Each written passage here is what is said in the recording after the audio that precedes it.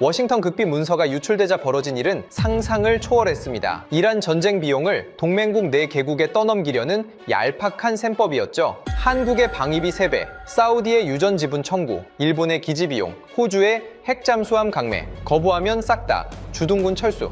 워싱턴은 확신했습니다. 미국 없이는 단 하루도 못 버티는 나라들이다. 72시간이면 전부 무릎 꿇는다. 그런데 72시간 뒤 4개국이 같은 날, 같은 시각에 동시에 미국을 향해 외친 대답은 단 3글자였습니다. 꺼져라. 70년 동맹 4개국이 약속이나 한 듯 일제히 등을 돌린 겁니다. 펜타곤이 발칵 뒤집혔습니다. 우연일리가 없었습니다. 누군가 이 반란을 설계했고 그 중심에 한국의 비밀 무기가 있었습니다. 이 모든 걸 직접 목격한 사람이 있습니다. 26년간 미국이 세계의 방패라고 믿었던 워싱턴 포스트 군사 전문 기자. 그가 72시간 동안 목격한 것은 미국의 몰락이 아니라 한국이라는 나라의 진짜 얼굴이었습니다. 미국인 기자가 자기 조국의 치부를 고발하며 쓴 충격 보고서, 지금 바로 공개합니다. 당장 한국 놈들부터 밟아버려. 방위비 안 내면 내일 당장 주한미군 철수한다고 기사 띄우란 말이야. 새벽 3시 47분.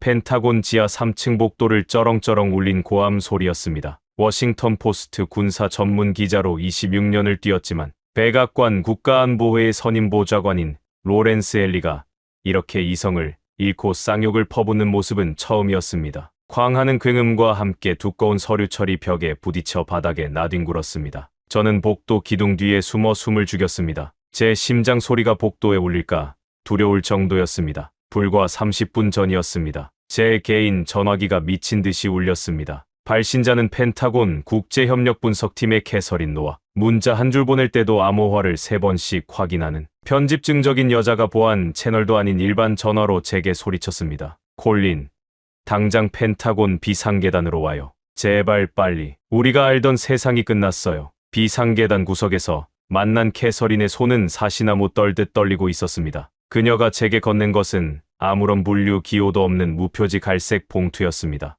펜타곤에서 무표지 봉투는 딱 한 가지 의미입니다. 공식적으로 존재해선 안 되는 문서. 어젯밤 백악관이 동맹국 4개국 대사관에 동시 타전한 이에요. 읽어봐요. 봉투 안에서 꺼낸 종이의 첫 페이지를 본 순간 제 눈을 의심했습니다. 대한민국 연간 방위비 분담금 현행 대비 300% 즉각 인상. 거부 시 주한미군 단계적 철수 개시. 미쳤습니까? 저도 모르게 헛기침이 튀어나왔습니다. 북한 핵미사일이 코앞인데 방위비를 3배로 올리라뇨? 게다가 미군 철수라니. 이건 그냥 죽으라는 협박 아닙니까? 캐서린이 창백한 얼굴로 다음 장을 가리켰습니다. 나머지 3개국도 마찬가지였습니다. 사우디아라비아에는 아람코 유전 지분 10% 양도를 요구했습니다. 일본에는 미군 기지 확장 비용 전액을 떠넘겼고 호주에는 수십조 원짜리 미국산 핵잠수함을 강제로 떠안겼습니다. 그리고 문서 맨 마지막 줄.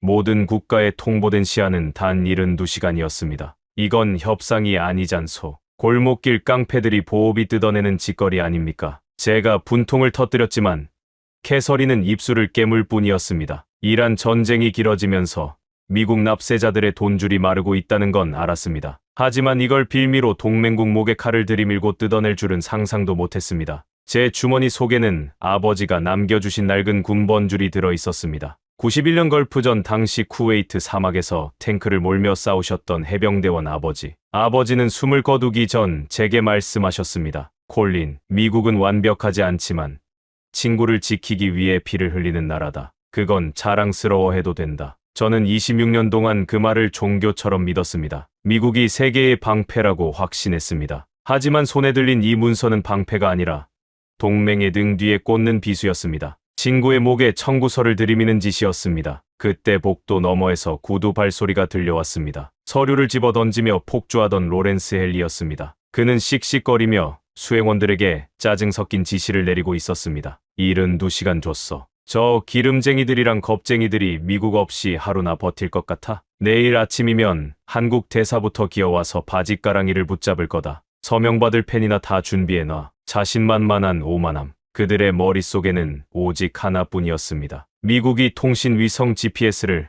끄고 패트리엇 미사일 코드를 잠가버리면 저 4개국은 눈먼 장님의 고철 덩어리 신세가 된다는 것. 싫어도 굴복할 수밖에 없을 거라는 확신이었습니다. 솔직히 저 역시 분노하면서도 한편으로는 헨리의 말이 맞다고 생각했습니다. 세상 어느 나라가 미국의 군사력 없이 독자 생존할 수 있단 말입니까? 저는 씁쓸하게 한숨을 쉬며 캐서린에게 봉투를 돌려주려 했습니다. 당신 말이 맞소. 더러운 짓거리지. 하지만 저들은 72시간 안에 서명할 거요. 살아남으려면 별 수 있겠소? 그런데 캐서린이 제 손을 덥석 잡았습니다. 그녀의 눈빛은 공포와 미스터리로 가득 차 있었습니다. 콜린, 나도 그렇게 생각했어요. 72시간이면 무릎 꿇는다고. 그런데 이상해요. 이상하다니요. 문서가 전달된 지 벌써 12시간이 지났어요. 보통 이런 통첩을 받으면 각국 대사관이 발칵 뒤집혀야 해요. 백악관에 살려달라고 항해 전화가 빗발치고 외교 채널에 불이 나야 정상이라고요. 그런데 캐서린이 마른 침을 삼켰습니다. 4개국이 너무 조용해요. 살려달라는 전화 단 한 통도 없어요. 충격받아서 수뇌부끼리 긴급회의 중이겠죠. 겁먹은 거 아닙니까? 제가 반문하자 그녀가 고개를 강하게 가로저었습니다. 아니요, 콜린, 이건 겁먹은 침묵이 아니에요. 폭풍 전야의 고요함입니다. 4개국이 일제히 마치 짠 것처럼 똑같은 태도로 입을 다물고 있어요. 그들은 지금 미국을 두려워하는 게 아닙니다. 무언가를 애타게 기다리고 있는 겁니다. 등골이 서늘해졌습니다. 한국, 사우디, 일본, 호주. 지리적으로도 문화적으로도 공통점이 없는 이 4개국이 미국을 상대로 짰다고요? 그건 상식적으로 불가능한 일이었습니다. 미국 몰래 4개국이 거대한 비밀 통신망이라도 구축하지 않는 이상 말입니다. 그리고 정확히 72시간 뒤 캐서린의 불길한 예감은 현실이 되었습니다. 4개국은 같은 날, 같은 시각에 일제히 미국의 최후 통첩 거부를 선언했습니다. 워싱턴 전체가 발칵 뒤집히고 증시가 폭락하던 그날, 저는 제26년의 신념이 산산조각 나는 소리를 들었습니다. 도대체 저들이 무슨 배짱으로, 아니 무슨 패를 쥐고 미국의 정면으로 맞선 것인지 알아내야 했습니다. 저는 펜타곤 정보망을 총동원해 4개국 중 가장 먼저 움직인 사우디아라비아, 왕실의 72시간 전 통신 기록을 미친 듯이 뒤졌습니다. 그리고 마침내 그 암호화된 기록의 꼬리를 잡은 순간 제 심장은 멎는 줄 알았습니다. 최후 통첩을 받은 직후 사우디 국방장관이 가장 먼저 다급하게 전화를 건 곳은 백악관도 펜타곤도 아니었습니다. 그들의 은밀한 비밀 전화는 지구 반대편 대한민국의 서울을 향하고 있었습니다. 수신지는 대한민국 방위사업청 지하 상황실이었습니다. 이 기록은 너무나도 비현실적이었습니다. 이란의 자폭 드론 세력이 호시탐탐 유전을 노리는 상황에서 폭망의 열쇠를 쥐고 있는 미국에게 살려달라고 빌어도 모자랄 판에 무기 수입국에 불과하다고 여겼던 한국에 가장 먼저 전화를 걸다니요. 그때 제 머릿속에 캐서린의 말이 벼락처럼 스쳤습니다. 그들은 무언가를 애타게 기다리고 있는 겁니다. 그렇다면 사우디가 기다리고 있었던 것은, 아니 4개국 모두가 숨죽여 기다리고 있었던 것은 미국의 변심이나 자비가 아니었습니다. 그것은 바로 한국의 대답이었습니다. 저는 다시 비상계단으로 달려가 캐서린에게 전화를 걸었습니다. 캐서린, 당신 말이 맞았소. 사우디가 워싱턴이 아니라 서울에 연락을 취했어. 한국이 도대체 뭘 가지고 있길래 저 거대한 나라들이 단체로 미국의 등을 돌릴 수 있는 거요? 수화기 너머로 캐서린의 떨리는 숨소리가 들려왔습니다. 콜린, 당장 펜타곤 지하 4층 기록실로 내려와요. 당신이 봐야 할 게 하나 더 있어요. 2년 전 국방정보국에서 극비로 작성했다가 최고 위층 지시로 급하게 폐기된 빨간색 폴더가 하나 있습니다. 한국이 사막 한가운데에 몰래 심어놓은 그것에 관한 진짜 보고서예요. 빨간색 폴더, 폐기된 극비 문서. 저는 직감했습니다. 72시간 만에 미국 중심의 세계를 무너뜨린 그 거대한 지각 변동의 진원지가 바로 대한민국이라는 것을요. 그리고 그 빨간 폴더 안에는 우리가 상상조차 하지 못했던, 아니 상상하기 두려워했던 한국의 무서운 진짜 얼굴이 숨겨져 있을 것이라는 사실을 말입니다. 아버지가 평생을 걸고 지켜온 미국의 동맹, 저는 그 동맹이 뿌리째 흔들리는 것을 기자의 눈으로 목격하고 있었습니다. 동맹국들은 왜 미국의 방패를 버리고 한국의 손을 잡았을까요? 펜타곤의 오만한 콧대를 납작하게 만든 한국의 조용한 반격은 이미 3년 전부터 치밀하게 준비되고 있었습니다. 캐서린이 보여준 그 빨간 폴더, 그 첫 장을 넘겼을 때 저는 제 눈을 의심할 수밖에 없는 놀랍고도 두려운 진실과 마주하게 되었습니다. 펜타곤 지하 4층 기록실로 내려가는 엘리베이터 안, 제 손바닥은 식은땀으로 축축하게 젖어 있었습니다. 귀에서는 윙윙거리는 이명 소리가 들렸습니다. 불과 몇 시간 전 펜타곤 1층 브리핑룸에서 목격했던 로렌스 헨리 선임 보좌관의 오만한 웃음소리가 아직도 귓가를 맴돌고 있었기 때문입니다. 문서가 발송된 지 24시간이 지났을 무렵이었습니다. 헨리는 커피잔을 한 손에 든 채 사성 장군들과 농담을 주고받으며 여유를 부리고 있었습니다. 사우디 장관 놈들 지금쯤 에어컨 빵빵한 왕궁에서 땀을 비오듯 흘리고 있겠지. 이란 드론들이 국경에 수천 대 깔려 있는데 우리가 방공망 코드 딱 잠가버리면 어쩔 거야? 호르무즈 해협 막히면 지들이 기름을 우주로 쏠 거야. 어쩔 거야? 딱 48시간 남았어. 내일 아침이면 한국이고 사우디고 살려달라고 기어올 거다. 내 자리에 펜 잉크나 꽉 채워놔. 그의 목소리에는 일말의 의심도 없었습니다. 동맹은 돈으로 환산되는 거래처였고 미국은 절대갑이었습니다. 그 오만함의 근원은 단순했습니다. 현대전에서 미국의 군사 네트워크를 벗어나 독자적으로 싸울 수 있는 나라는 지구상에 존재하지 않는다는 맹신이었습니다. 하지만 헨리가 웃고 떠드는 사이 저는 중동에 나가 있는 제20년 지기정보원에게 은밀한 연락을 받고 충격에 빠져 있었습니다. 사우디아라비아 왕실 내부의 동향을 가장 정확하게 꿰뚫고 있는 친구였습니다. 콜린, 워싱턴 놈들 뭔가 크게 착각하고 있어. 리야드는 지금 패닉 상태가 아니야. 오히려 소름 끼치도록 차분해. 국방장관이 방금 40분짜리 최고 위급 보안 통화를 끝냈어. 백악관이랑 한 거 아니었어? 로렌스 헨리한테 살려달라고 빈 거 아니냐고. 아니야, 콜린. 그들은 워싱턴에 전화하지 않았어. 그럼 어디로 했는데? 전화기 너머로 들려온 대답은 제26년 상식을 송두리째 무너뜨렸습니다. 서울. 대한민국 방위사업청 기획관 하성재라는 인물과 직통으로 연결됐어. 그 순간 제 뇌회전이 멈추는 것 같았습니다. 대한민국. 무기를 잘 만드는 건 압니다. 가성비 좋은 자주포와 전차를 수출한다는 기사도 제가 직접 썼으니까요. 하지만 지금 사우디가 직면한 위기는 탱크 몇 대 사서 해결될 문제가 아니었습니다. 하늘에서 쏟아지는 수천 대의 자폭 드론을 막아내려면 거대한 레이더망과 완벽하게 연동되는 첨단 방공 시스템이 필요합니다. 그리고 그 시스템의 눈과 뇌는 전적으로 미국이 통제하고 있었습니다. 그런데 사우디가 워싱턴이 아닌 서울에 전화를 걸었다뇨? 그 해답을 찾기 위해 저는 지금 펜타곤 지하 4층 먼지 냄새가 코를 찌르는 기록실 문을 열고 들어선 참이었습니다. 어두침침한 조명 아래 캐서린 노학이 철제 테이블 위에 낡고 붉은 파일 하나를 올려놓고 기다리고 있었습니다. 표지에는 국방정보국을 뜻하는 DIA 로고와 함께 최고 기밀이라는 붉은 도장이 찍혀 있었습니다. 이게 도대체 뭡니까? 캐서린. 2년 전 국방정보국 아시아 태평양 분석팀이 작성했다가 윗선의 지시로 전량 폐기된 평가 보고서예요.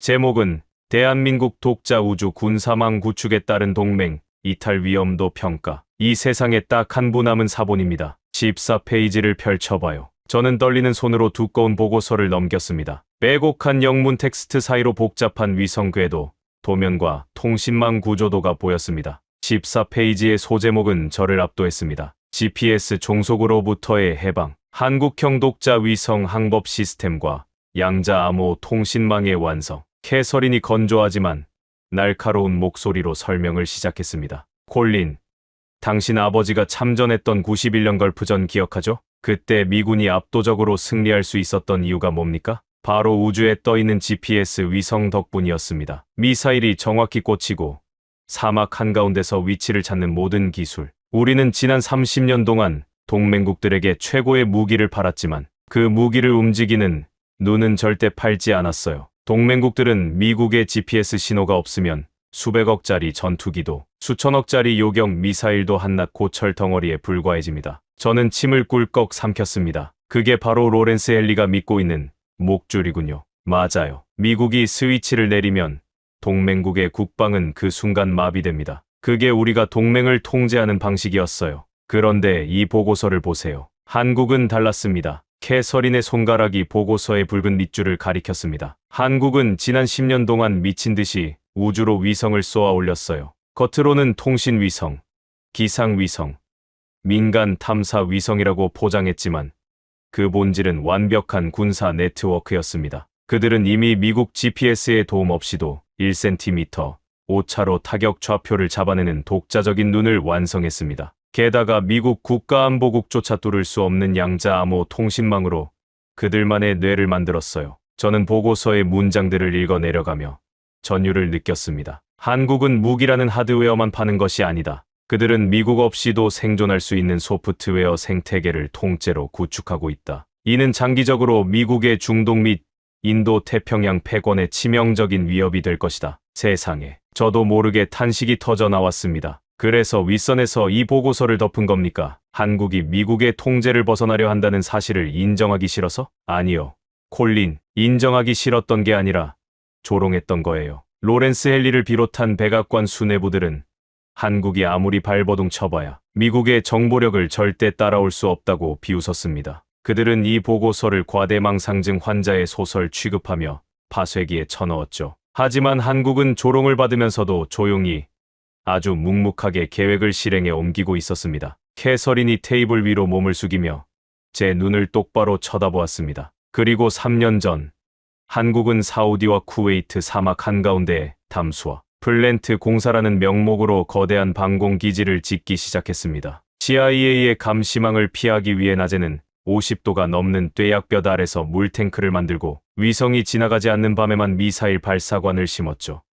그 모든 시스템은 미국의 눈이 아니라 한국이 쏘아올린 독자 위성망과 연결되어 있습니다. 그제야 모든 퍼즐 조각이 무서운 굉음을 내며 맞아떨어지기 시작했습니다. 사우디아라비아가 72시간 최후 통첩을 받고도 패닉에 빠지지 않은 이유, 워싱턴 대신 서울의 하성재 기획관에게 직통 전화를 건 이유, 그들은 이미 3년 전부터 미국의 목줄에서 벗어날 준비를 마친 상태였습니다. 한국은 단순히 미사일이나 전차를 판 것이 아니었습니다. 한국은 사우디와 일본, 호주에게 미국 없이도 스스로를 지킬 수 있는 주권을 수출한 것입니다. 돈과 협박으로 동맹을 찍어 누르려는 오만한 제국주의자 로렌스 헨리가 그토록 굳게 쥐고 있던 목줄은 사실 이미 오래전에 썩어 끊어진 상태였던 겁니다. 콜린, 캐서린이 붉은 폴더를 닫으며 무겁게 입을 열었습니다. 72시간의 시한폭탄이 터지기까지 이제 48시간 남았습니다. 헨리는 내일 아침이면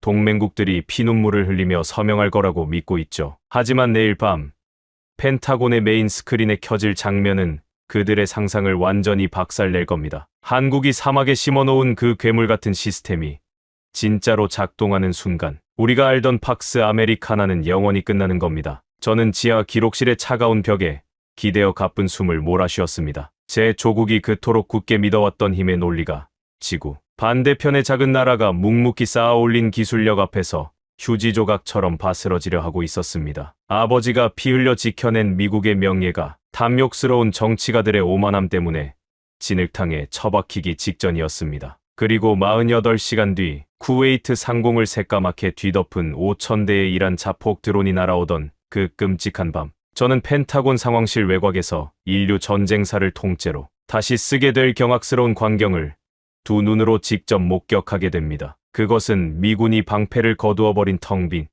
하늘에 대한민국이라는 새로운 거인이 찬란하고도 무자비한 빛의 장막을 쳐올리는 순간이었습니다. 캐서린 노악이 건네준 빨간 폴더의 잔상은 제 머릿속을 떠나지 않았습니다. 펜타곤을 빠져나와 차에 올라탄 저는 핸들에 이마를 기댄 채 깊은 숨을 몰아쉬었습니다. 26년, 제가 굳게 믿어왔던 미국의 정의가 흔들리고 있었습니다. 동맹의 목에 채워진 GPS라는 목줄, 그리고 그 목줄을 조용히 끊어내고 있던 대한민국. 저는 이 거대한 반란이 어떻게 시작되었는지 그 첫 번째 도미노가 쓰러진 순간을 추적해야만 했습니다. 사태가 모두 끝난 뒤 저는 중동 취재원들의 극비 채널을 통해 쿠웨이트 국방부 내부에 암호화된 통신 기록 4본을 단독으로 입수할 수 있었습니다. 그 기록을 복원해 헤드폰으로 듣던 첫날 밤, 저는 제 조국이 얼마나 오만하고 잔인했는지를 뼛속 깊이 깨달아야만 했습니다. 시간을 72시간 전으로 되돌려 보겠습니다. 로렌스 헨리의 최후 통첩이 동맹국 대사관에 하달되던 바로 그날 밤이었습니다. 쿠웨이트 국방차관 압둘라 알 사바. 그는 샌드어스트 육군 사관학교를 졸업한 엘리트이자 쿠웨이트 왕실에서 가장 냉철한 전략가로 꼽히는 인물이었습니다. 통신 기록에 남아있는 그날 새벽 4시, 압둘라 차관의 숨소리는 몹시 거칠었습니다. 쿠웨이트의 상황은 최후 통첩을 받은 나라들 중에서도 가장 절망적이었습니다. 호르무즈 해협을 둘러싼 이란과의 긴장이 최고조에 달해 있었고, 쿠웨이트 국경 너머에는 이란의 지원을 받는 무장 세력들이 수천 대의 자폭 드론을 일렬로 배치해 둔 상태였습니다. 발사 버튼 하나면 쿠웨이트 시티 전체가 30분 안에 불바다가 될 수 있는 일촉즉발의 위기. 바로 그 순간 워싱턴에서 날아온 3장짜리 청구서가 압둘라 차관의 책상 위에 던져진 것입니다. 방위비 300% 인상, 유전 지분 양도, 거부할 시 주둔 중인 미군 즉각 철수 및 패트리엇, 미사일 방공망 원격 셧다운. 그것은 선택이 아니라 사형 선고였습니다. 서명하면 국가의 주권과 경제를 통째로 미국에 헌납하는 역적이 되고, 거부하면 당장 내일 밤 쏟아지는 드론대에 국민들이 몰살당할 위기였습니다. 녹음 파일 속에서 압둘라 차관이 비서관에게 소리치는 음성이 들렸습니다. 이건 동맹이 아니다. 그들은 우리를 기름이나 짜내는 노예로 보고 있어. 91년 걸프전 때 우리를 구해주었던 그 미국은 이제 죽었다. 지금 워싱턴에 앉아있는 자들은 동맹의 피를 빨아먹는 흡혈귀일 뿐이야. 압둘라 차관은 집무실을 서성이다가 결심한 듯 특수보안 전화기의 수화기를 들었습니다. 그가 누른 번호는 백악관 상황실도 펜타곤 중동사령부도 아니었습니다. 신호음이 2번 울리기도 전에 지구 반대편에서 차분하고 묵직한 목소리가 들려왔습니다. 기다리고 있었습니다. 압둘라 차관님, 대한민국 방위사업청 기획관 하성재였습니다. 저는 헤드폰을 손으로 꽉 누르며 두 사람의 대화에 집중했습니다. 압둘라 차관의 목소리에는 절박함과 일말의 두려움이 섞여 있었습니다. 기획관, 워싱턴에서 최후 통첩이 왔소. 72시간, 그 안에 방위비를 3배로 올리고 유전 지분을 넘기지 않으면 당장 내일 밤 미군을 빼고 패트리엇 레이더를 꺼버리겠다고 하오. 놈들은 우리의 하늘을 장님으로 만들 작정이오. 수화기 너머의 하성재는 놀라지 않았습니다. 오히려 아주 오래전부터 이 순간을 대비해 온 사람처럼 목소리에 흔들림이 없었습니다. 알고 있습니다. 미군의 철수 동향은 우리 독자 정찰 위성으로도 실시간 파악 중입니다. 적대 세력의 자폭 드론 부대 5,000대가 국경 20km 전방에 전개된 것도 확인했습니다. 기획관, 묻겠소. 당신들이 지난 3년 동안 우리 사막 한가운데에 몰래 심어놓은 그것, 담수화 플랜트로 위장해 놓은 그 방공 시스템 말이오. 지금 켤 수 있습니까? 숨 막히는 정적이 흘렀습니다. 압둘라 차관의 질문은 단순히 무기를 쓸 수 있냐는 뜻이 아니었습니다. 미국이 펜타곤에서 쿠웨이트의 모든 군사 GPS 신호를 원격으로 차단하고 통신망에 강력한 재밍을 걸어버려도 한국이 만들어준 시스템이 끄떡없이 살아남을 수 있느냐는 절규에 가까운 확인이었습니다. 그리고 이어진 하성재 기획관의 대답은 26년간 펜타곤을 출입했던 미국인 기자의 심장을 날카롭게 베어냈습니다. 차관님, 3년 전 우리가 처음 계약서를 쓸 때 제가 드렸던 약속을 기억하십니까? 우리는 지난 3년간 섭씨 50도가 넘는 사막의 폭염 속에서 미국의 정찰 위성을 피해가며 지하에 거대한 신경망을 깔았습니다. 대한민국의 무기 시스템에는 그 어떤 백도어도 킬 스위치도 없습니다. 우리는 미국의 GPS를 빌려 쓰지 않습니다. 우리가 쏘아 올린 위성이 당신들의 눈이 될 것이고, 우리가 지하에 묻어둔 양자 암호망이 당신들의 끊어지지 않는 뇌 신경이 될 것입니다. 하성재의 목소리는 차분했지만 그 안에는 강철 같은 단단함이 있었습니다. 명령만 내리십시오. 우리 시스템은 미국 것과 달리 주인이 따로 없습니다. 외부에서 코드를 잠글 수도, 통제권을 뺏을 수도 없습니다. 버튼을 누르는 자가 곧 주인입니다. 그리고 오늘 밤, 그 주인은 당신입니다. 당신이 주인입니다. 저는 녹음 파일을 정지시키고 의자에 깊숙이 파묻혔습니다. 눈가가 뜨거워졌습니다. 미국은 지난 70년 동안 단 한 번도 동맹국에게 그런 말을 한 적이 없었습니다. 우리는 로키드 마틴과 보잉의 최신형 전투기를 팔았고 레이시온의 요격 미사일을 팔았습니다. 하지만 그 무기의 방아쇠를 당기는 최종 권한은 언제나 펜타곤의 메인 서버 안에 철저하게 가둬두었습니다. 우리는 동맹을 보호한다는 명목하에 그들을 완벽하게 길들여왔던 것입니다. 하지만 한국은 달랐습니다. 그들은 무기를 팔면서 그 무기를 온전히 통제할 열쇠까지 함께 건넸습니다. 누군가에게 국가의 생사여탈권을 쥐어주는 것이 얼마나 무서운 일인지, 강대국의 횡포 아래서 스스로를 지키지 못하는 서름이 어떤 것인지 피눈물 나게 겪어본 나라였기 때문입니다. 한국은 쿠웨이트에 단순히 미사일과 레이더를 수출한 것이 아니었습니다. 그들은 강대국을 향해 당당하게 아니오라고 말할 수 있는 용기와 스스로 일어설 수 있는 완벽한 자립을 선물한 것입니다. 녹음 파일의 마지막, 압둘라 차관의 목소리에는 더 이상 두려움이 없었습니다. 그곳에는 억눌렸던 약소국의 자존심이 불타오르고 있었습니다. 고맙소. 하 기획관. 내일 밤 놈들이 하늘에 눈을 가리는 순간 우리는 사막의 가시를 세울 것이오. 지옥불이 떨어져도 우리는 결코 백악관에 살려달라고 빌지 않을 겁니다. 통화가 끊기는 그 소리와 함께 저는 펜타곤 지하에서 보았던 빨간 폴더의 경고가 현실로 다가오고 있음을 뼈저리게 직감했습니다. 한국이 만든 무기 체계가 진정으로 미국의 패트리엇을 대체할 수 있을까? 이론적인 위성 네트워크망이 아니라 5,000대의 드론이 새까맣게 몰려오는 실전의 지옥 속에서 그 괴물 같은 시스템이 버텨낼 수 있을까? 그 해답을 확인하기까지는 오랜 시간이 걸리지 않았습니다. 압둘라 차관과 하성재 기획관의 통화가 끝난 직후 72시간의 카운트다운은 멈춤없이 흘러갔고 마침내 운명의 밤이 찾아왔습니다. 로렌스 헨리의 지시를 받은 펜타곤 상황실은 자비 없이 코드 블랙을 발동했습니다. 쿠웨이트 전역에 깔려있던 미군의 패트리엇 시스템이 일제히 전원을 차단하며 먹통이 되었습니다.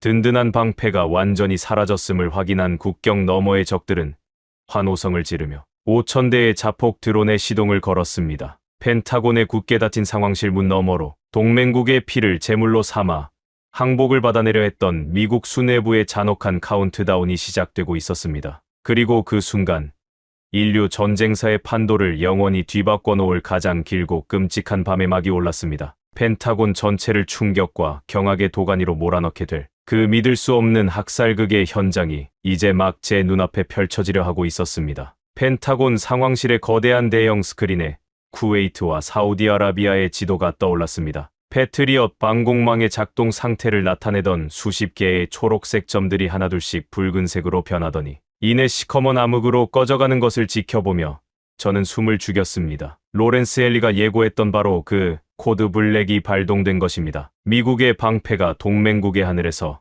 완전히 거두어지는 잔혹한 순간이었습니다. 상황실 내부의 펜타곤 장성들은 여유로운 표정으로 커피를 홀짝이고 있었습니다. 몇몇 분석관들은 놈들이 백악관에 살려달라고 항복 선언을 하기까지 몇 분이나 걸릴지 농담 삼아 내기를 걸고 있었습니다. 하지만 제 머릿속은 비상계단에서 캐서린이 보여주었던 빨간 폴더의 내용과 압둘라 차관이 서울로 걸었던 통화 기록으로 터질 것만 같았습니다. 도대체 한국은 CIA와 펜타곤의 그물망 같은 감시를 피해서 어떻게 사막 한가운데에 거대한 방공망을 몰래 심을 수 있었을까요? 제가 조각조각 맞춰낸 사건의 전말은 3년 전으로 거슬러 올라갑니다. 당시 미국은 이란의 위협을 핑계로 동맹국들에게 끊임없이 천문학적인 무기 구매를 강요하고 있었습니다. 중동 국가들은 수십조 원의 달러를 지불하고 록히드 마틴과 레이시온의 무기를 사들였지만 정작 그 무기를 온전히 통제할 권한은 없었습니다. 그 불만이 목 끝까지 차올랐을 때 대한민국 방위사업청의 하성재 기획관이 낡은 서류 가방 하나를 들고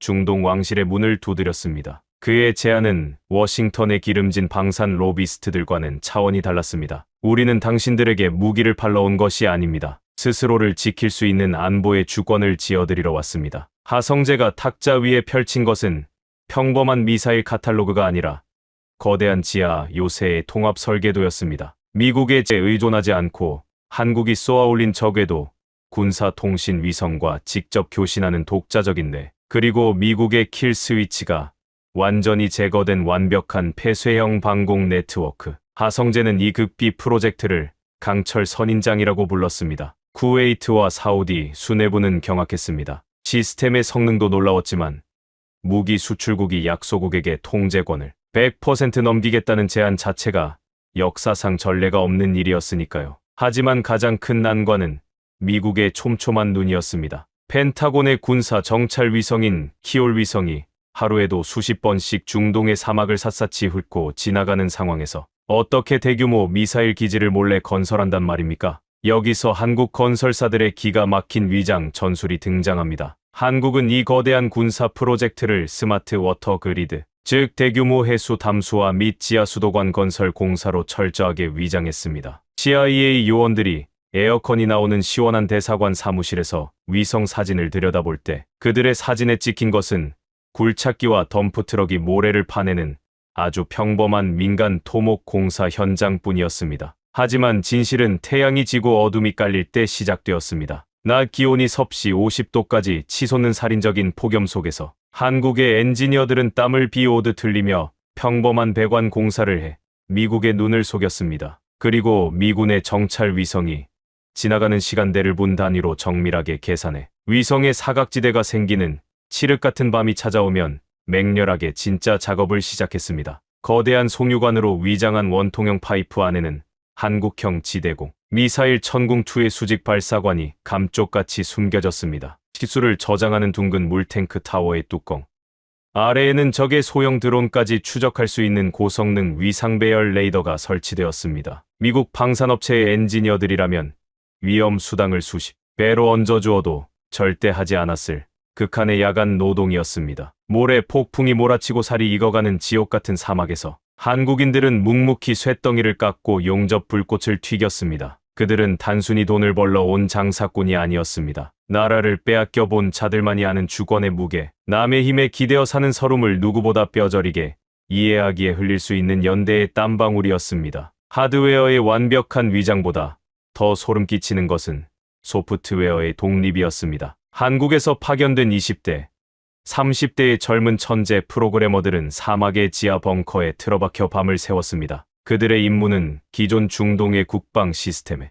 거미줄처럼 얽혀있는 미군의 백도어 프로그램을 모조리 찾아내 절단하는 것이었습니다. 미국이 유사시에 원격으로 방공망을 꺼버릴 수 있는 통제 코드를 완벽하게 도려내고 그 자리에 한국이 독자 개발한 양자 암호화 방화벽을 세웠습니다. 미국의 국가안보국조차 절대 해킹할 수 없는 강철의 철벽이 중동 사막 지하에 조용히 완성된 것입니다. 저는 펜타곤 지하 기록실에서 보았던 빨간 폴더의 마지막 문장을 다시 떠올렸습니다. 미국의 DIA 분석관은 그 보고서의 결론을 이렇게 맺어두었습니다. 대한민국은 무기를 수출하는 것이 아니다. 그들은 팍스 아메리카나에 억눌려 있던 국가들에게 독립을 수출하고 있다. 같은 방위산업이지만 미국의 철학과 한국의 철학은 완전히 다르다. 그 문장이 제 가슴을 예리하게 찔렀습니다. 미국은 지난 반세기 동안 동맹국을 보호한다는 명분으로 그들의 목에 화려한 금사슬을 채워 길들였습니다. 하지만 한국은 뛰어난 기술을 건네며 스스로 사슬을 끊을 수 있는 마스터키를 쥐어주었습니다. 미국의 권력은 오만한 협박에서 나왔지만 한국의 진정한 힘은 신뢰와 헌신에서 우러나오고 있었던 겁니다. 이제 쿠웨이트와 사우디 사막 모래 언덕 아래에는 3년 동안 숨죽여온 거대한 강철 선인장이 튼튼하게 뿌리를 내리고 있었습니다. 하지만 펜타곤 상황실의 스크린을 올려다보며 저는 마른 입술을 깨물어야 했습니다. 설계도는 누구나 그릴 수 있습니다. 위장 공사도 시스템의 소프트웨어 독립도 결국은 실전을 위한 준비 단계일 뿐입니다. 진짜 문제는 목숨이 오가는 실전이었습니다. 지금 쿠웨이트 국경 너머에서는 이란의 무기나에 움직이는 무장 세력이 무려 5,000대의 최신형 자폭 드론의 시동을 걸고 있었습니다. 세계 최강이라는 미국의 패트리엇, 방공망조차 모조리 꺼져버린 텅 빈 암흑의 하늘. 한국이 만들어준 시스템은 지금까지 단 한 번도 이런 대규모의 실전 공격을 겪어본 적이 없었습니다.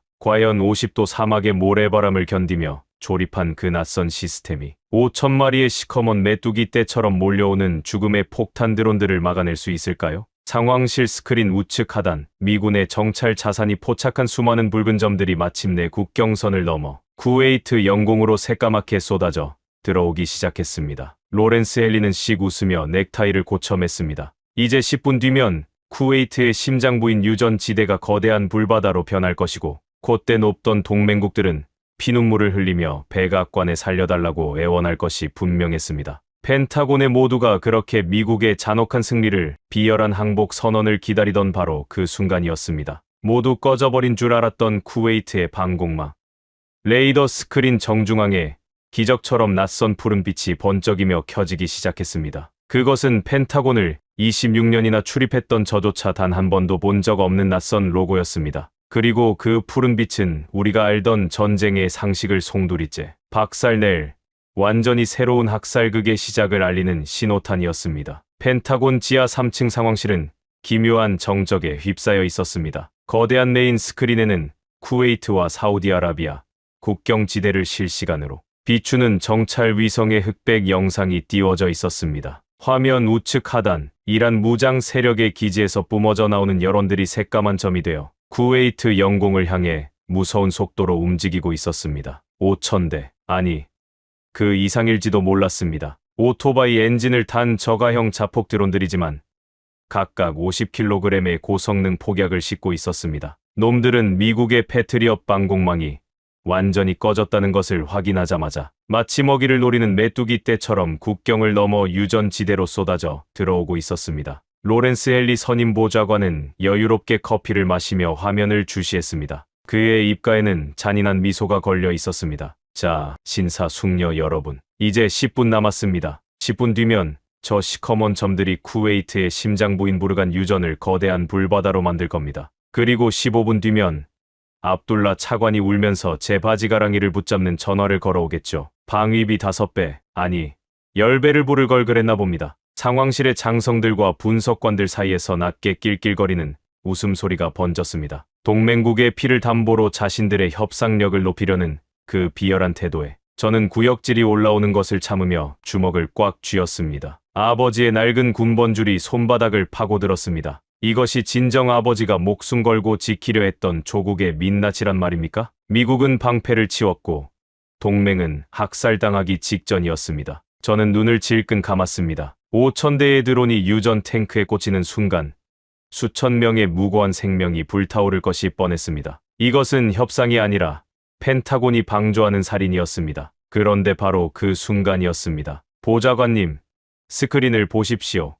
쿠웨이트 방공망 서버에 이상 징후가 포착되었습니다. 상황병의 다급한 외침에 낄낄거리던 웃음소리가 뚝 끊겼습니다. 헨리가 멈칫하며 커피잔을 내려놓았습니다. 저 역시 눈을 번쩍 뜨고 스크린을 응시했습니다. 모두 꺼져버려 붉은색 에러 메시지만 깜빡이던 쿠웨이트 국방망 통제 서버 화면. 그 중앙에 갑자기 지지직거리는 노이즈가 일더니 이내 환하고 선명한 푸른빛이 화면을 가득 채웠습니다. 펜타곤의 그 누구도 본 적 없는 낯선 인터페이스였습니다. 그리고 화면 한가운데에 선명한 태극 문양과 쿠웨이트 국기가 교차하는 로고가 떠올랐습니다. 그 아래에는 영어와 아랍어로 된 짧은 시스템 메시지가 떴습니다. KDS 부팅 완료. 대한민국 통합방공 네트워크 접속 성공. 제어권 쿠웨이트 국방부 이관 확인. 저게 뭐야? 당장 통신망 차단하고 시스템 해킹해. 헨리가 이성을 잃고 소리쳤습니다. 사이버 사령부 요원들이 미친 듯이 키보드를 두드렸습니다. 하지만 몇 초 뒤 돌아온 보고는 펜타곤 수뇌부를 경악하게 만들었습니다. 불가능합니다. 미국의 GPS 신호를 전혀 사용하지 않고 있습니다. 자체적인 적외도 위성 통신망으로 연결되어 있고 양자 암호화 방화벽이 쳐져 있어서 백도어 접근 자체가 완전히 거부당하고 있습니다. 뭐라고? GPS를 안 쓴다고? 그게 말이 돼? 말이 되었습니다. 캐서린이 저에게 보여주었던 그 빨간 폴더 속 한국의 진짜 무서움. 바로 소프트웨어의 완벽한 독립이 실전에서 그 위력을 발휘하는 순간이었습니다. 화면이 바뀌며 쿠웨이트 전역의 지도가 나타났습니다. 펜타곤이 제공하던 흐릿한 흑백 위성 지도가 아니었습니다. 사막의 모래 언덕 높낮이까지 완벽하게 구현된 3차원 입체 디지털 트윈 지도였습니다. 그리고 그 지도 위로 국경을 넘어오는 5,000개의 붉은 점들이 실시간으로 표시되기 시작했습니다. 화면 한 구석의 실시간 데이터 처리량이 무서운 속도로 올라갔습니다. 표적 식별 5247개 완료. 이동 속도 시속 180km. 요격 시퀀스 가동. 미국의 패트리엇 레이더조차 5,000개가 넘는 소형 표적을 동시에 추적하려면 심각한 과부하가 걸립니다. 하지만 한국이 심어놓은 시스템은 단 1초의 딜레이도 없이 그 수많은 점을 하나하나 개별적으로 로곤하고 있었습니다. 이 전투의 전말은 사태가 진정된 후 제가 입수한 쿠웨이트 벙커 내부의 전투 기록과 통신 로그를 통해 더욱 생생하게 재구성할 수 있었습니다. 쿠웨이트 벙커 안. 모두가 죽음을 각오하고 있을 때 압둘라 차관은 스크린을 보며 외쳤습니다. 전 시스템 발사. 조국을 지켜라. 그 명령이 떨어지자마자 텅 비어있던 3D 지도 상에 부르간 유전 지대 곳곳에서 파란 점들이 일제히 깜빡이기 시작했습니다. 펜타곤 스크린에도 위성이 잡아낸 지상의 열상 카메라 화면이 띄워졌습니다. 어둠에 잠겨있던 사막, 지난 3년간 평범한 담수화 플랜트와 송유관, 공사 현장으로 철저히 위장되어 있던 그 거대한 모래 언덕들이 기괴한 진동과 함께 갈라지기 시작했습니다. 위장막이 벗겨지고 거대한 원통형 발사관들이 수직으로 솟아올랐습니다. 사막 한가운데서 진짜 강철 선인장이 그 뾰족하고 치명적인 가시를 드러내는 경이로운 변신이었습니다. 발사. 첫 번째 요격이 시작되었습니다. 대한민국형 중거리 지대공 미사일 천궁2였습니다. 로켓 모터의 화염도 없이 차갑게 허공으로 솟구친 미사일들이 공중에서 순식간에 점화되더니 마하 5의 엄청난 속도로 적의 선두 그룹을 향해 쏘아졌습니다. 요란한 궤적을 그리며 날아가는 미국의 미사일과는 달랐습니다. 마치 사냥감을 낚아채는 매처럼 소리 없이 다가가 치명적으로 꽂혔습니다. 화염. 밤하늘에서 거대한 불꽃놀이가 시작되었습니다. 선두에 섰던 드론 대형 수십 대가 굉음과 함께 흔적도 없이 공중 분해되었습니다. 펜타곤 상황실에서는 짧은 탄성이 터져 나왔습니다. 패트리엇보다 훨씬 저렴한 가격의 미사일이 100%의 명중률로 표적을 지원하고 있었습니다. 하지만 적의 물량은 상상을 초월했습니다. 선두가 찢겨나갔음에도 뒤따르던 3,000대가 넘는 드론들은 멈추지 않고 벌떼처럼 밀고 들어왔습니다. 미사일만으로는 저 압도적인 숫자를 모두 막아낼 수 없어 보였습니다. 바로 그때였습니다. 공사장 한 구석에 버려진 듯 주차되어 있던 낡은 덤프 트럭들의 짐칸 덮개가 열렸습니다. 그 안에서 모습을 드러낸 것은 흙더미가 아니라 쌍열포를 장착한 자주 대공포 비오복합이었습니다. 투투투투투투 30mm 대공포가 맹렬하게 불을 뿜기 시작했습니다. 분당 600발의 포탄이 붉은 궤적을 그리며 사막의 밤하늘에 거대한 불의 그물을 쳤습니다. 드론들이 그 그물에 걸려 추풍낙엽처럼 날개가 찢기고 엔진이 터져 바닥으로 곤두박질 쳤습니다. 사막의 살인적인 열기 속에서도 비오복합의 포시는 녹아내리지 않고 미친 듯이 돌아갔습니다. 그러나 여전히 1,000대가 넘는 드론이 포화망을 뚫고 유전 탱크 5km 앞까지 접근했습니다. 비오복합의 탄약이 바닥을 보이며 재장전에 3분이 걸린다는 치명적인 보고가 떴습니다. 3분이면 유전은 잿더미가 되고 남을 시간이었습니다. 로렌스 헨리가 굳었던 표정을 풀며 다시 안도의 숨을 내쉬려던 찰나 한국 시스템의 진짜 괴물 같은 최종 병기가 가장 은밀한 곳에서 눈을 떴습니다. 식수용 물탱크로 위장했던 둥근 구조물의 뚜껑이 열리며 매끄러운 렌즈가 달린 탑이 솟아올랐습니다. 천마 레이저 시스템 가동, 청소 시작. 화면에 짧은 메시지가 뜨는 순간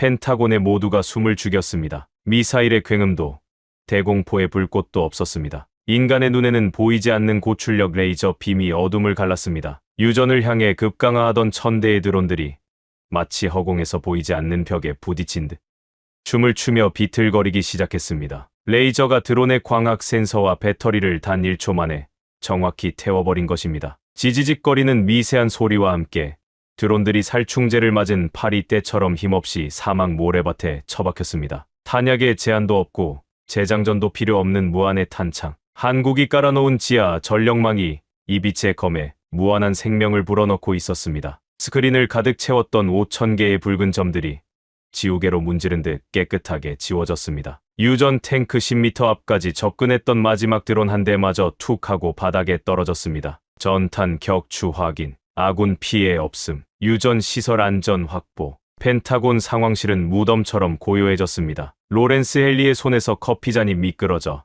바닥에 깨졌지만 아무도 그 소리에 신경 쓰지 않았습니다. 20분. 미국이 버리고 떠난 텅 빈 하늘에서 한국의 시스템이 5,000대의 드론을 요격률 100%로 학살하는 데 걸린 시간이었습니다. 이것은 단순히 무기의 승리가 아니었습니다. 미국이 70년간 쥐고 흔들던 방산 패권의 심장부에 꽂힌 치명적인 비수였습니다. 그리고 이 충격적인 학살극의 결과가 암호화된 통신망을 타고 사우디, 일본, 호주로 은밀하게 전송된 새벽 4시 17분. 워싱턴을 패닉에 빠뜨릴 진짜 거대한 도미노가 소리 없이 쓰러질 준비를 마쳤습니다. 펜타곤 상황실의 숨막히는 정적 속에서 저는 대형 스크린 우측 하단에 아주 작게 깜빡이는 데이터 전송 로그 하나를 발견했습니다. 당시 상황실 안에 그 누구도 그 작은 녹색 글씨에 주목하지 않았습니다. 사성 장군들과 로렌스 헨리 선임 보좌관 모두가 5,000대의 자폭 드론이 거짓말처럼 증발해버린 기적 같은 학살극의 여운에 빠져 넋을 잃고 있었으니까요. 하지만 며칠 뒤 제가 캐서린 노악을 통해 극비리에 입수한 전투 통신 기록의 마지막 페이지에서 저는 그 작은 데이터 로그가 품고 있던 무시무시한 진실을 마주하게 되었습니다. 작전 완료. 사우디아라비아, 일본, 호주 국방망의 실시간 요격 데이터 및 시스템 가동 로그 전송 완료.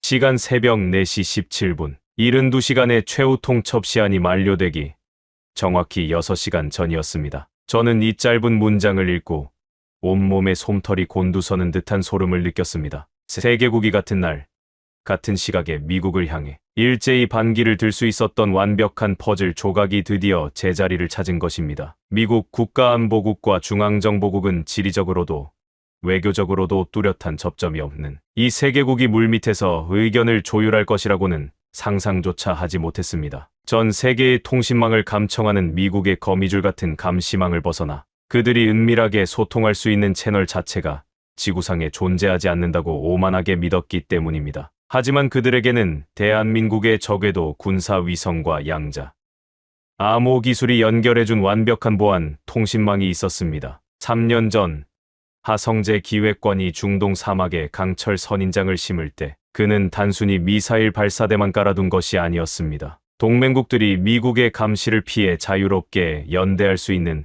독립된 안보 생태계의 씨앗을 함께 뿌린 것입니다. 세계국 수뇌부는 이미 미국의 무리한 방위비 청구서가 날아올 것을 어느 정도 예견하고 이 한국형 네트워크 안에서 은밀하게 공동 대응 시나리오를 논의해왔습니다. 그들이 72시간의 최후 통첩을 받고도 48시간 넘게 죽은 듯이 침묵했던 이유. 그것은 미국의 보복에 겁을 먹어서가 아니었습니다. 쿠웨이트 사막에서 벌어질 한국 방공 시스템의 최초 실전 검증 결과를 숨죽여 기다리고 있었기 때문이었습니다. 그리고 마침내 새벽 4시 17분, 미국의 패트리엇 방공망이 꺼져버린 텅 빈 하늘에서 한국의 시스템이 5,000대의 자폭 드론을 단 한 대의 예외도 없이 100% 요격해냈다는 완벽한 승전보가 세계국의 지하 벙커로 동시 타전되었습니다. 그 순간 세계국 수뇌부의 머릿속을 짓누르던 미국의 군사력에 대한 마지막 두려움이 완전히 산산조각 났습니다. 사우디아라비아 국방장관은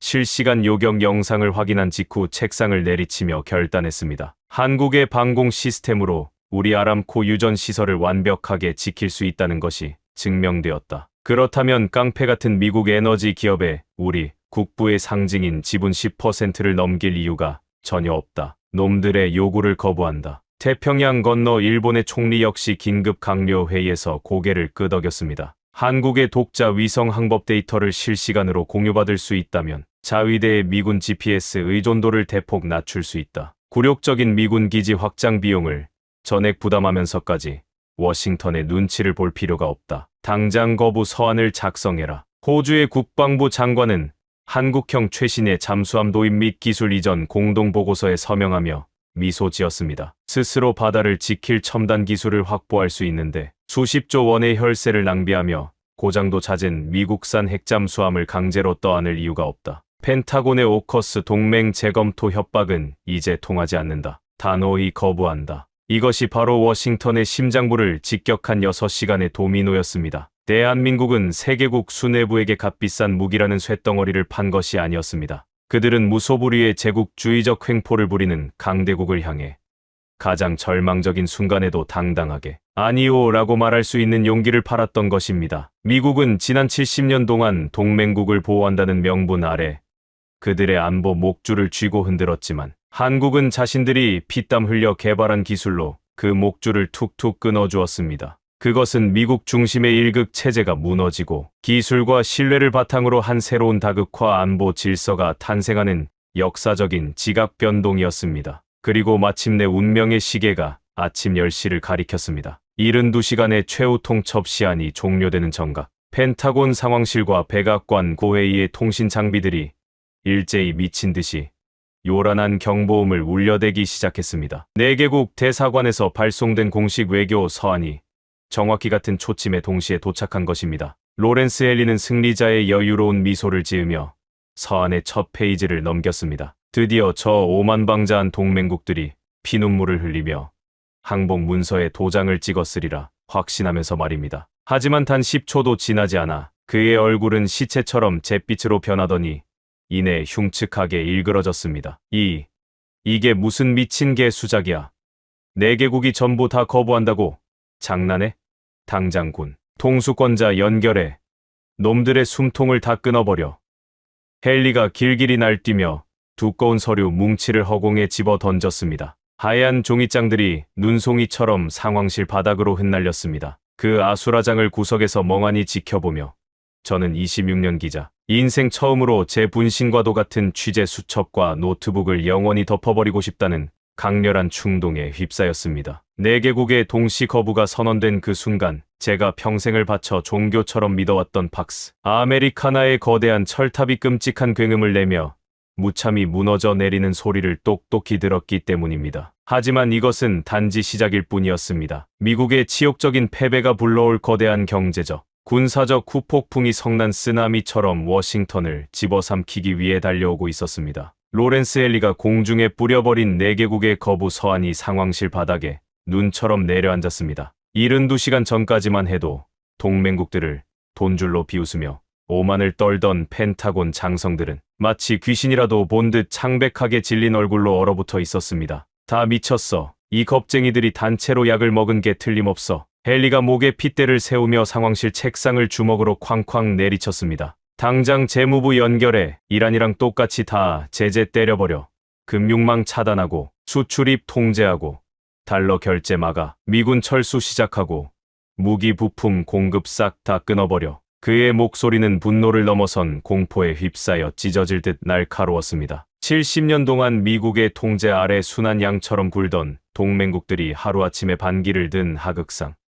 헨리는 이 거대한 반란을 경제 보복으로 무참히 짓밟아 본보기를 보여주려 했습니다. 하지만 그의 발악은 단 5분도 지나지 않아 비참하게 박살났습니다. 구석에서 모니터를 주시하던 캐서린 노악이 떨리는 목소리로 외쳤습니다. 보좌관님, 늦었습니다. 제재가 소용없습니다. 뭐라고? 왜 안 된다는 거야? 사우디 재무장관이 방금 리야드에서 전 세계에 긴급 성명을 발표했습니다. 미국이 제재를 가할 경우 원유 결제 대금을 달러가 아닌 위안화와 유로화, 그리고 한국의 원화로 전면 전환하겠다고 선언했습니다. 심지어 아시아 주요 국가들과 이미 통화 스와프 사전 협의까지 마친 상태입니다. 상황실에 있던 경제 분석관들의 입에서 동시에 헉하는 탄식이 터져 나왔습니다. 달러 패권의 심장인 페트로달러 체제에 대한 정면 도전이었습니다. 사우디가 원유 결제에서 달러를 버리는 순간 미국의 기축통화 지위는 치명적인 타격을 입게 됩니다.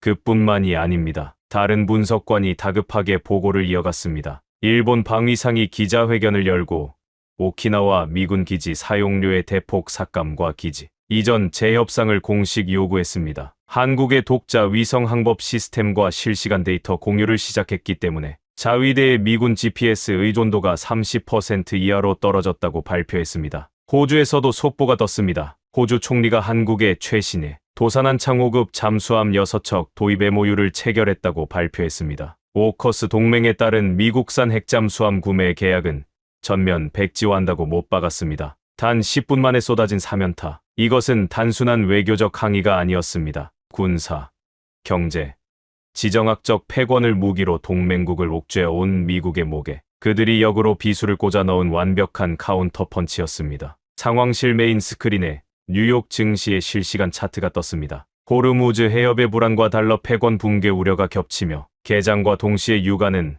배럴당 150달러를 돌파했습니다. 다우 존스 지수는 서킷 브레이커가 발동될 정도로 수직 낙하하고 있었습니다. 동맹국을 협박해 이란 전쟁 비용을 뜯어내려던 트럼프 행정부의 얄팍한 계산은 오히려 미국 경제의 심장부인 월스트리트를 잿더미로 만들고 있었습니다. 헨리는 넋이 나간 사람처럼 비틀거리며 스크린 앞으로 다가갔습니다. 한국. 그래, 한국 때문이야.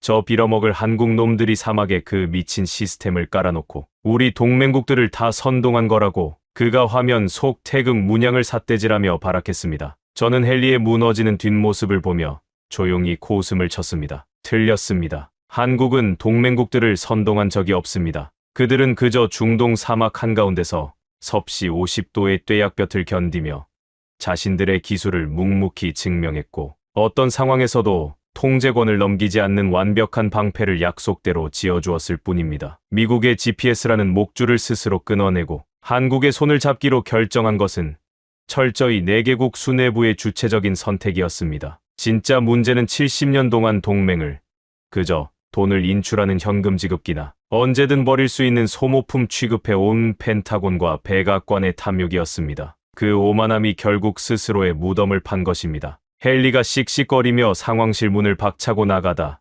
저와 눈이 마주쳤습니다. 그의 눈동자는 도끼로 가득 차 있었습니다. 브레넌, 너 워싱턴 포스트 기자지. 오늘 여기서 본 거 글자라도 기사로 쓰면 넌 끝이야. 국가 반역죄로 펜타곤 출입 연구 정지에 연방교도소에 쳐넣을 줄 알아. 그는 제 얼굴에 삿대질을 하고는 경호원들을 이끌고 사라졌습니다. 저는 텅 빈 복도에 홀로 남아 주머니 속 아버지의 낡은 군번줄을 꺼내 들었습니다. 차가운 쇠 조각이 손바닥을 찌르는 감촉. 콜린, 미국은 친구를 지키는 나라다. 그건 자랑스러워해도 된다. 아버지가 걸프전의 모래바람 속에서 피 흘리며 지켜냈던 미국의 명예. 하지만 제가 방금 상황실에서 목격한 조국의 민낯은 동맹을 협박하고 피를 팔아 돈을 벌고 결국 자신의 덫에 걸려 추악하게 무너져 내리는 늙은 제국의 모습이었습니다. 제가 이 진실을 폭로한다면 저는 우파 정치인들에게 매국노라 손가락질 받을 것이고 26년 동안 쌓아온 펜타곤 최고의 군사 기자라는 명예도 하루아침에 날아갈 것입니다. 조국의 치부를 전 세계에 발가벗기는 짓이니까요. 하지만 아버지가 평생을 바쳐 지켰던 진짜 애국은 무엇이었을까요? 성조기를 흔들며 맹목적으로 충성하는 것일까요? 아니면 조국이 썩은 길로 갈 때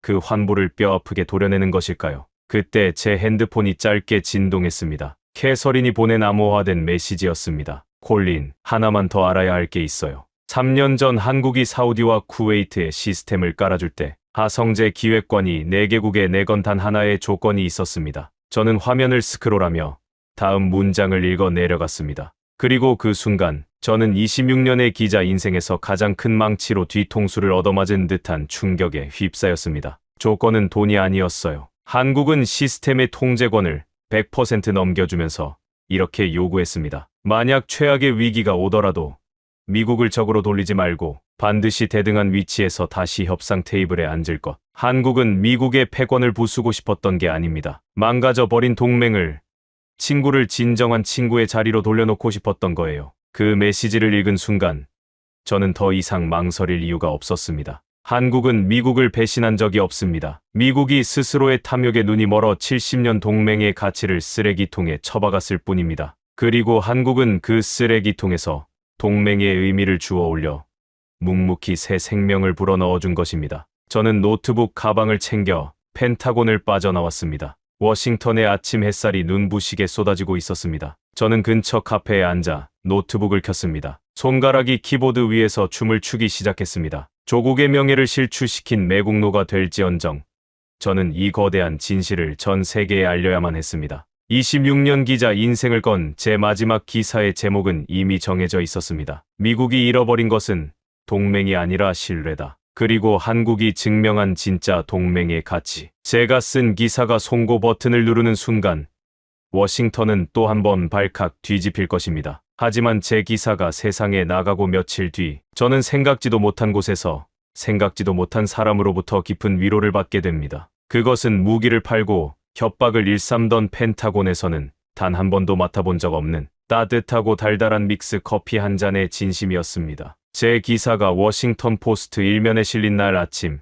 예상대로 엄청난 후폭풍이 몰아쳤습니다. 미국이 잃은 것은 동맹이 아니라 신뢰다. 한국이 그 구조를 깼다. 보수 진영은 저를 조국을 팔아먹은 매국노라 비난했고 펜타곤 출입증은 당일 아침 즉시 정지당했습니다. 백악관 대변인은 제 기사를 가짜 뉴스라며 맹비난하는 성명을 냈지만 이미 엎질러진 물이었습니다. 유럽과 아시아의 주요 언론들이 제 기사를 번역해 대서특필했고 미국의 오만함과 한국 방산의 진정한 가치가 전 세계에 낱낱이 까발려졌습니다. 며칠 뒤 제 핸드폰으로 발신자를 알 수 없는 메시지 하나가 도착했습니다. 쿠웨이트 국방차관 압둘라 알 사바였습니다. 브레넌 씨, 당신의 기사를 읽었습니다. 당신은 미국을 배신한 것이 아닙니다. 진짜 미국을 지킨 겁니다. 한국 친구들이 저한테 해준 말과 똑같습니다. 진심은 결국 통한다고. 한국 하성재 기획관이 당신께 전하고 싶은 게 있다고 합니다. 연락해 보시겠습니까? 저는 망설임 없이 암호화된 화상회의 링크를 눌렀습니다. 화면 너머로 나타난 하성재 기획관은 전 세계 안보 지형을 뒤흔든 장본인치고는 너무나 평범하고 조용한 인상이었습니다. 왜 그랬습니까? 제가 물었습니다. 미국의 심기를 건드리면 한국도 무사하지 못할 거란 걸 알았을 텐데요. 기획관은 옅은 미소를 지으며 대답했습니다. 우리는 도전한 게 아닙니다. 브레넌 씨, 그저 약속을 지킨 것뿐입니다. 70년대 우리 아버지 세대가 저 뜨거운 중동 사막에서 피땀 흘려 번 돈으로 나라를 세웠습니다. 그때 그분들이 사막에 흘린 땀방울이 지금 우리가 쏘아올린 위성과 방공망으로 다시 그곳을 지켜주게 된 겁니다. 빚을 갚은 거죠. 그는 화면 앞으로 종이컵 하나를 들어 올렸습니다. 뜨거운 김이 모락모락 피어오르는 한국의 믹스 커피였습니다. 브레넌 씨, 한국에서는 이걸 전우와 나눠 마십니다. 우리는 쿠웨이트와 사우디의 쇳덩어리 무기를 판 게 아닙니다. 폭풍 속에서 같이 마실 따뜻한 커피 한 잔을 건넨 겁니다. 진정한 동맹은 목줄을 쥐는 게 아니라 기꺼이 열쇠를 내어주고 등 뒤를 맡기는 거니까요. 전우, 그 단어를 듣는 순간 제 눈시울이 붉어졌습니다. 26년 동안 펜타곤을 출입하며 수많은 장군과 무기상들을 만났지만 수십조 원의 무기 거래 앞에서 약속을 지켰을 뿐이라고 담담하게 말하는 사람은 처음이었습니다. 미국은 무기를 팔면서 목줄을 채웠고 한국은 기술을 건네면서 열쇠를 줬습니다. 그 차이가 72시간 만에 세계의 판을 뒤집은 것입니다. 화상 통화가 끝난 후 저는 책상 서랍 속에 아버지의 낡은 군번줄을 조용히 내려놓았습니다. 그것은 더 이상 맹목적인 미국의 자부심이 아니라 진짜 동맹이 무엇인지 뼈저리게 깨달은 반성의 증거로 남을 것입니다. 72시간 동안 저는 제 조국이 잃어버린 신뢰를 뼈아프게 취재했습니다. 하지만 정작 제가 발견한 것은 지구 반대편에서 아무도 알아주지 않을 때 섭씨 50도의 사막을 견디며 조용히 약속을 지켜낸 사람들이었습니다. 그들은 스스로를 영웅이라 부르지 않았습니다. 다만 이렇게 말했을 뿐입니다. 우리는 전우입니다. 같은 하늘 아래 있으니까요. 여러분, 지금까지 워싱턴 포스트 군사 전문 기자 콜린 브레넌의 72시간을 함께 하셨습니다. 어떠셨습니까? 5,000대의 자폭 드론, 4개국의 동시 거부, 그리고 100%의 완벽한 요격률. 아무도 믿어주지 않을 때, 미국이라는 거대한 산 앞에서 모두가 고개를 숙일 때, 한국의 엔지니어들은 섭씨 50도의 사막에서 묵묵히 땀을 흘렸습니다. 계산기를 두드리지 않고, 동맹의 목줄을 쥐려 하지 않고, 기꺼이 열쇠를 건네며 비를 함께 맞았습니다. 미국의 오만한 안보 보좌관은 끝내 굴복했고 한국의 시스템은 세계 안보의 새로운 기준이 되었습니다. 돈과 억압으로 맺은 동맹은 72시간 만에 무너졌지만 진심과 신뢰로 맺어진 약속은 모래 폭풍 속에서도 굳건히 살아남았습니다. 그리고 마침내 옳았습니다. 이 이야기가 더 많은 사람에게 닿아야 한다고 생각하신다면 지금 영상을 공유해 주십시오. 여러분의 공유 하나가 대한민국이 어떤 나라인지 세상에 알리는 일이 됩니다. 납기일은 생명이고 약속은 목숨인 나라. 가슴이 뜨거워지셨다면 댓글에 전우 2글자만 남겨주십시오. 감사합니다.